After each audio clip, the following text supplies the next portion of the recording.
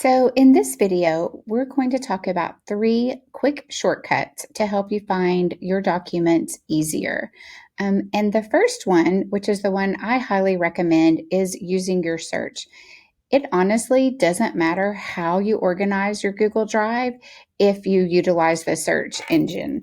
So here in Search with Drive, if I click this little arrow, so I want to find something. It's nice here. It pops up people that share things with you often. You can choose by the type of document that you're using. You can do the advanced search.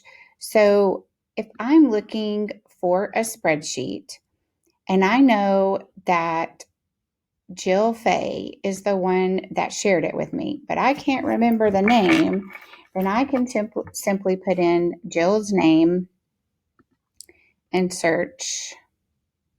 And voila, the different things pop up that she helped me find. Now, obviously, it's a lot more helpful if you do remember somewhat of the name.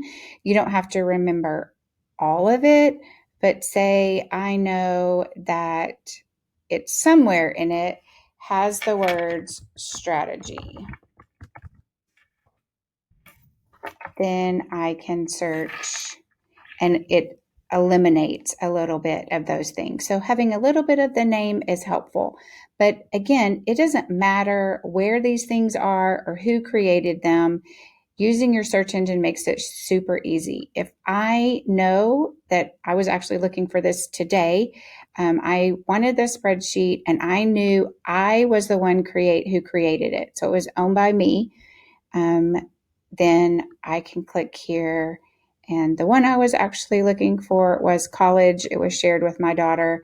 And so I was quickly able to find it that way. So I highly recommend that you get familiar with the search engine because it will help you find anything, even if you never take the time to organize your Google Drive.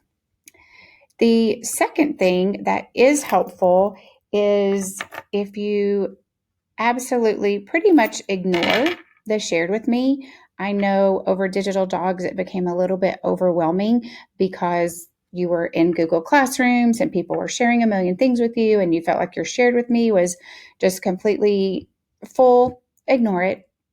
When you do that search, you will find things that have been shared with you. You don't have to go look for things in this overwhelming area that has, I mean, if I scroll down, things that have been shared with me forever and ever, and that is just really not necessary. So you can actually never open that up if you learn to effectively use the search. I talked briefly before about the shared drives. Something you need to learn about the shared drives that's important is that you, as an administrator, can manage what you want to allow the people in the group to do. So, do you want them to be able to manage and do anything in it, be able to remove people, take people away, or do you just want them to be able to add to it?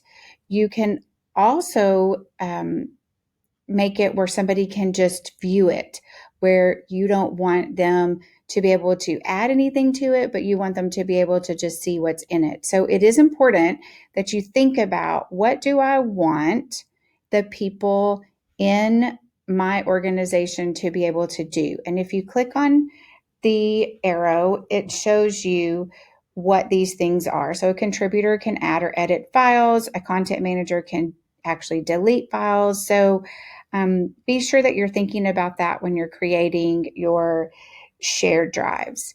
Now, Google used to have the option to add things that were shared with you to your drive, but now they call them shortcuts.